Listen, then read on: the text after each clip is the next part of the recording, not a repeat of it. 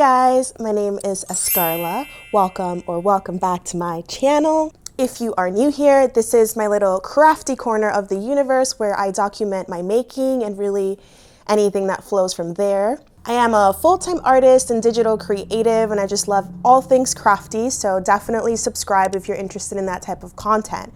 But today, y'all, I'm so excited because I finally finished my Stephen West Mystery Knit Along Geogradient 2023. I said that out of order, but you know what I'm talking about. It is complete. I did have to split this last clue in two because it was a lot of knitting. So if you haven't watched part one, definitely check that out. I'll link the full playlist down below. Definitely check that out before you watch this one. In the last video, we learned and made a swatch of the dip stitch. I also worked on picking up like almost 500 stitches, and each round was just hundreds and hundreds of stitches. So it was a lot of knitting, and I did work on a couple of dip stitch rows as well. So I'll pick up where I left off and send you off to past Escarla. I'll see you soon.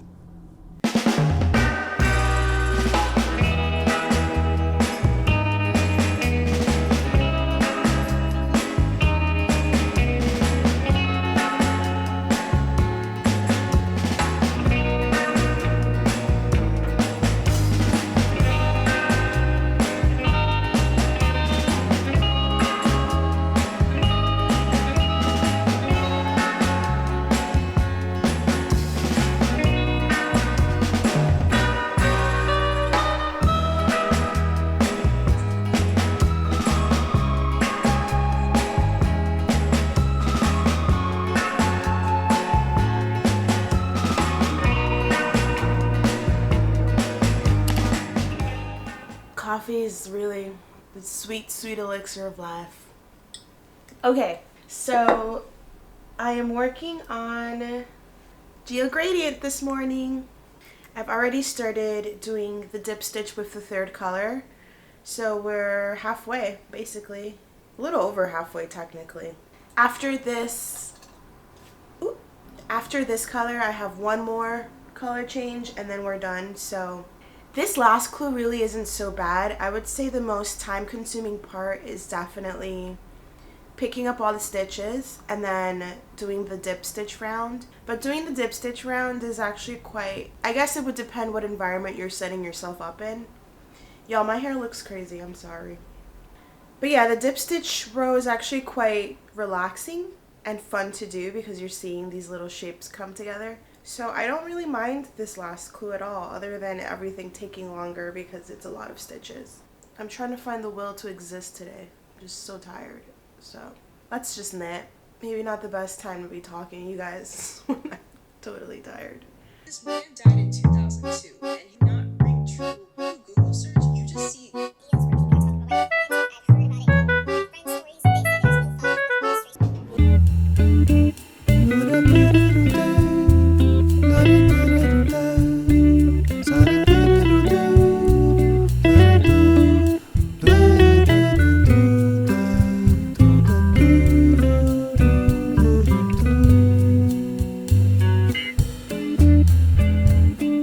One million, zillion, jillion, dillion, cotillion times later. Hello.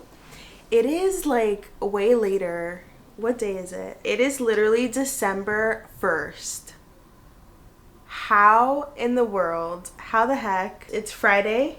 It's my day off. And to be honest, you guys, I've had major burnout. I feel like I spent a long time trying to work as quickly as possible for work and also for YouTube that I just fried myself out, and I'm tired. And all I've done the past couple of days is play The Sims 2. I'm not even lying.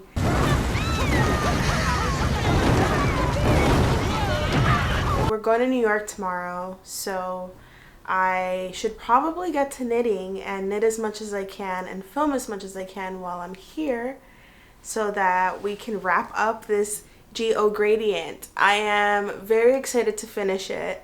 I'm kind of over it, but over it in the best way. I just have like a lot of projects that I need to start working on, and I've lost the excitement about the Geogradient now that it's been so long. So let's just power through it. Let's finish it, wrap it up. I'll vlog like the rest of my night, I guess. And yeah, I'm back. Sorry I burnt out. I am gonna miss an upload because of it, but I think that's okay. I think I was pushing myself a little bit too hard and taking this. I mean, I want to take this seriously because like I genuinely want to make something out of this, but at the same time, like I also have a job that consumes a lot of my energy. So let's knit. Let's do happy things. I'm doing the last round of dip stitches, so I'm almost done. Very excited.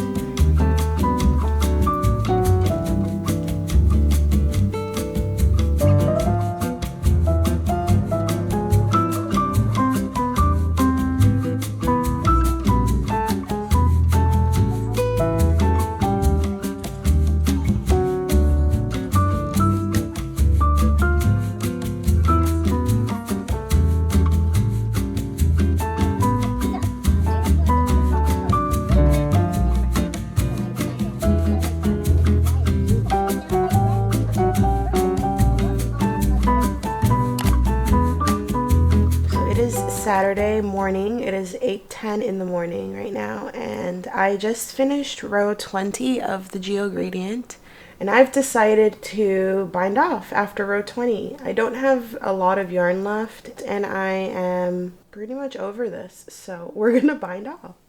We are going on a trip to New York today around 10ish, and it's, like I said, 8 in the morning, so I don't have a lot of time to knit today, but I'm literally binding off already, so I figured let me just get all the binding off done, and then I can feel like I'm leaving with something accomplished. And I decided to use the mohair that I used for the mohair dare. Instead of pairing it with the orange, I ended up pairing it with this like olive color. There is a step to add fringe to it, which I still don't know if I want to do, so I will just work on this bind off and think about it and see how we feel later. Here is our little bind off so far. You can kind of see the mohair, and it gives you a very different look than... Here's the mohair with the orange color, and then here's the mohair with the olive color. So you can see it really creates different colors depending what you pair it with. Here we are driving to New York City. Hi! And I worked on completing my bind off, and I was successful.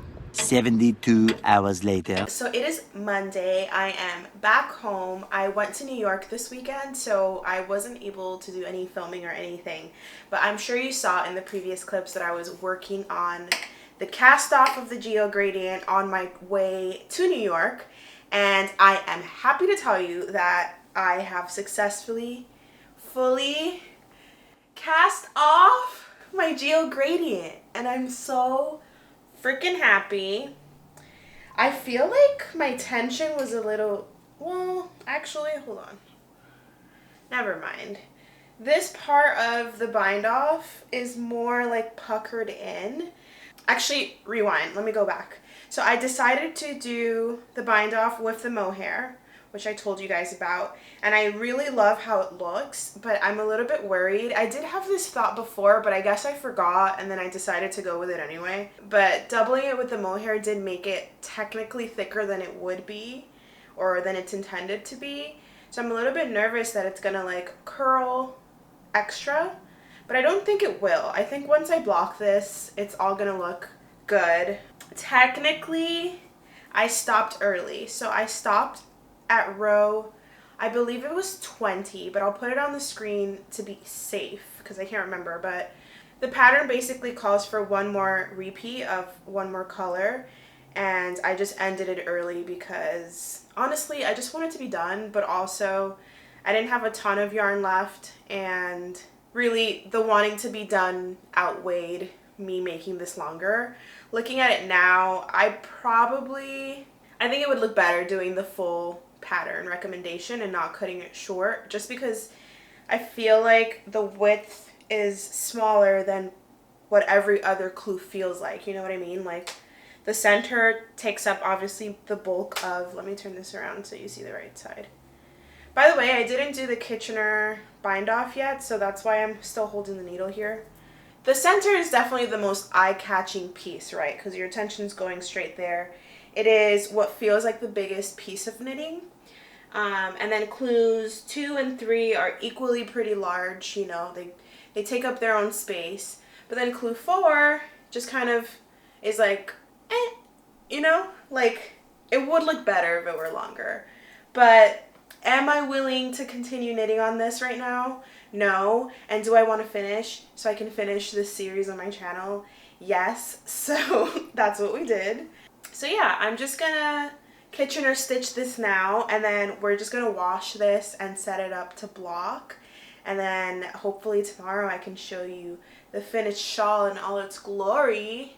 So at the end of clue 4, there is the option to add tassels to your shawl, and I feel like I kind of want to do it, but I'm still not sure, so I think I'm just gonna block it out, see how it looks, because right now it is quite like furry and it's hard for me to make out what it's going to look like with fringe. So I think I'm just going to wash it and see how we feel, but the fringe is really cute.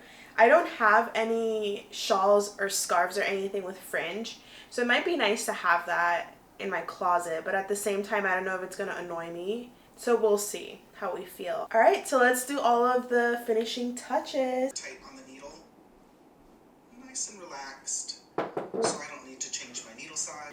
I'm gonna watch the Steven video on the Kitchener bind up. Purlwise, go through that back stitch, knitwise, and the front needle, knitwise off, purlwise, leave it on.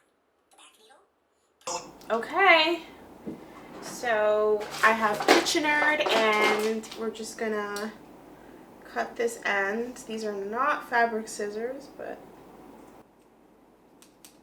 we will make do. Okay. So now I am ready to block this. Normally I block this in my bathroom, but I need to kind of clean it up and stuff, and we ain't got time to do all that right now. So what I'm gonna do is bring a bucket down and wash it here. So let's do that now. All right, so we have our water, and now I'm gonna use some eucalyptus soap. This is the pamplemousse flavor or scent, if you will. I just eyeball it and then feel the water. I think you can kind of feel like when it's enough. I just do like a kind of like wee. I don't know. That's my technique. I have 2 buckets here because I have some other woolens that just need to be washed, so I figured it would be smart to do it now. I'm just gonna stir this up a little bit so we get the soap kind of all over. I feel like it needs more soap. I have, what the hell is the brand? That might have been too much, by the way. Anyway, I have, oh my god, Soak. Okay. Soak is so much better than this one in my opinion. I just prefer a stronger scent. And I feel like the eucalyptus is quite mild. So I think the eucalyptus is great for people who are more sensitive to scent. And also, I think the eucalyptus has lanolin. Yeah, it has lanolin. So it gives you that extra, I don't know, that juiciness for your knits. We'll put in my Ursina, Jacqueline Cieslak. So we're going to throw her in there. I have this hat that needs to be washed. But this is the first hat I made with my hand spun. I think this is Malabrigo Potion. And I believe this is a Pro Soho pattern. I don't remember which, but that just needs to be washed too. And then I also have my mitts that are also my hand spun. Those are gonna go in. And then I also have, this might be a lot for that much water.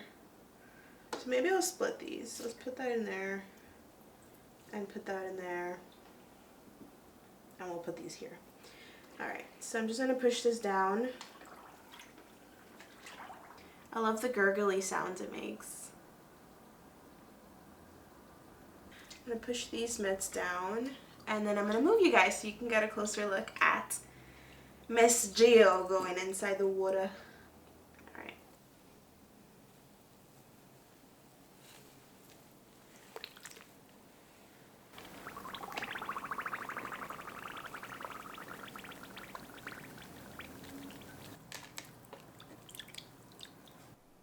All right, so we are just going to let these soak and hang out, and we will be back in about like 15 minutes or so.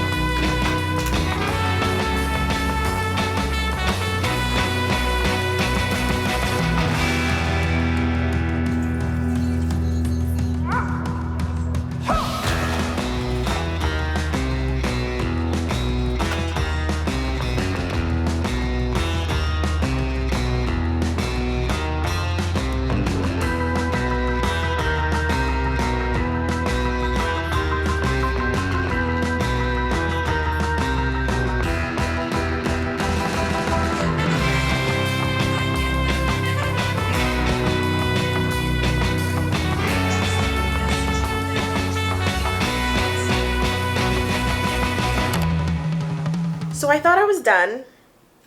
You know, I cast off my shawl, I did my bind off, and I was like, you know what, we're done. I'm not gonna keep going. This looks great. I'm finished, right? And then I changed my mind. I kept in the back of my mind thinking about the fringe, thinking about how I wish I did an extra repeat of the dip 5 stitch, and I just wished I had some extra length here compared to, you know, people who actually finished the full repeat. And I have decided to add some fringe. I don't own anything with fringe, and I have very mixed feelings about it. A part of me feels like it's very carpety, and like it makes this look like a magic carpet or something.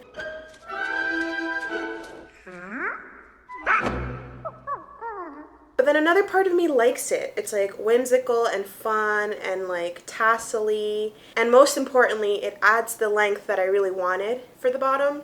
So I've embraced the fringe and we're going for it. So I did start last night. You essentially cut pieces of the yarn in whatever length you want. You will be folding it over, so you want to make it long enough to be the length that you want when it's folded. I went with Steven's recommendation of about 6 inches, but then I cut the fringe itself. I didn't cut all of it, but here at the start I cut it to about 1.5 inches, and I think that's kind of like my happy place. So yeah, we're gonna add the rest of the fringe now. It's my lunch break, and I think I can get it done during that time. Let's make some fringe. So all you do to make the fringe is you take your hand and you wrap it around a bunch of times. This is like approximately 3 inches, and like I said, I want 6 inches of fringe, so 6 inches long, 3 inches folded. So yeah, you just wrap, and then you just cut where the end is. Maybe get some not dull scissors. Yeah, that's how you make the fringe.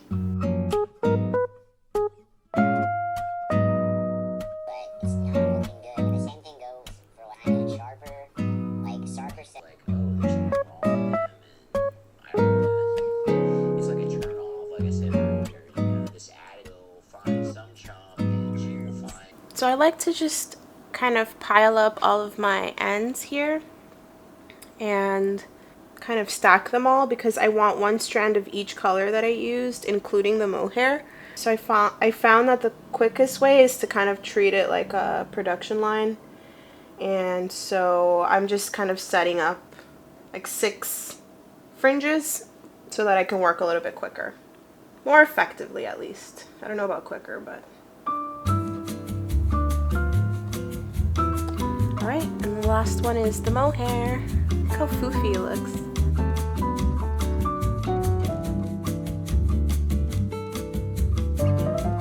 The last bitch that should have been on there saying anything to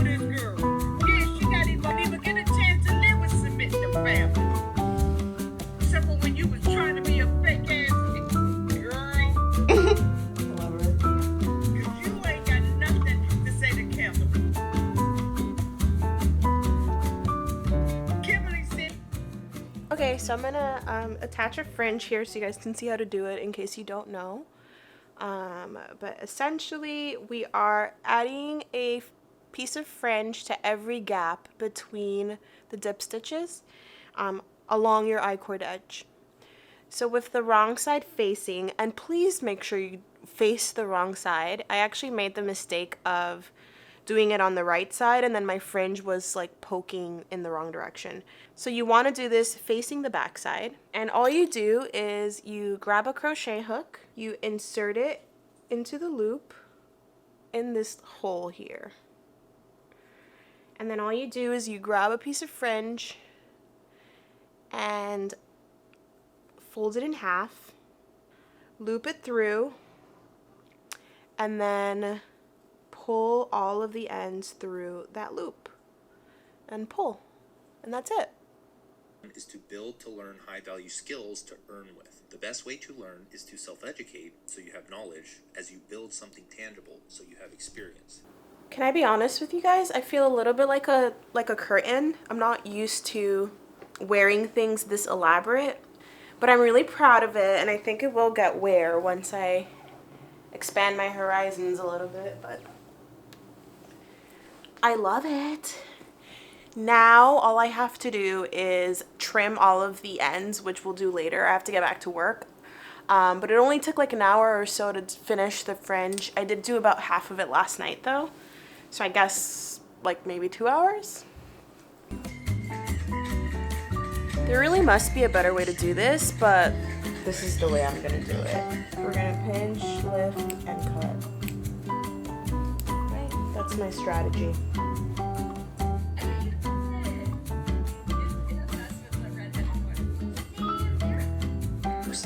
These are the ones I have to cut, and these are the cut ones. You can see it looks much nicer.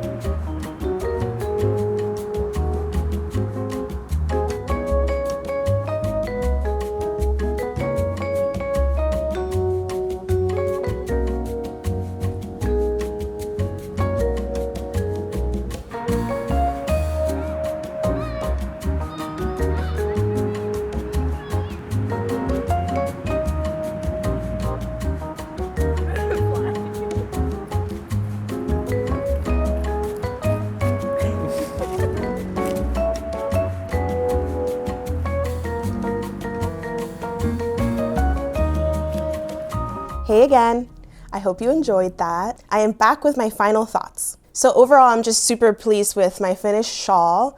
Initially, I was going to do a dip stitch round with the mohair held together, and honestly, I completely forgot. So I ended up binding off with the mohair, which I really enjoyed. I think it adds a really nice, like, floofy flare. I should show you guys. Oops, 1 second. I did want to show you guys, this is how much yarn I have left. Ooh. I'm really glad because I was really worried about running out of yarn since I knit pretty much the entirety of the original Clue 1, which was redacted. I did learn a couple of new techniques while working on the shawl. The most memorable is obviously the dip stitch. I did see that Steven dropped several patterns now with the dip stitch after this shawl, so definitely check those out if you also enjoyed the dip stitch rounds. The zigzag slips, say that fast 5 times. The zigzag slips were also really fun. That was Clue 3. They were really fun and textural, and that was my first time working on that. But yeah, it has been really fun documenting the process here. I don't think I would have finished as quickly if I wasn't recording the whole process, so thank you guys so much for holding me accountable. And I did want to show you guys, because I mentioned this in a past video, I did attempt last year's Mystery Knit Along. It was called Twists and Turns, and this is my Clue 1. I never frogged it because, I don't know, I figured I could turn this into something someday, but that day is not today. And while I was gathering my thoughts for this video, I remembered that I actually do have another Stephen West shawl in my whips pile, works in progress. And it's last year's Hybrid Knit Along, which is the Aurora Cabin Shawl. I definitely want to pick this back up because the colors are really exciting to see, you know, take form. But also I spun 2 of the skeins that I'm using for this shawl. So I feel like working with hand spun just makes any project 10 times more exciting. But yeah, let me know if you guys want to see a video about all of my whips. I have quite a few projects that have just been kind of giving me the death stare from the corner. So yeah, thank you guys so much for watching. Let me know down below if you also participated in the Geogradient. Are you finished? Are you still working on it? Have you ever participated in a mystery knit along?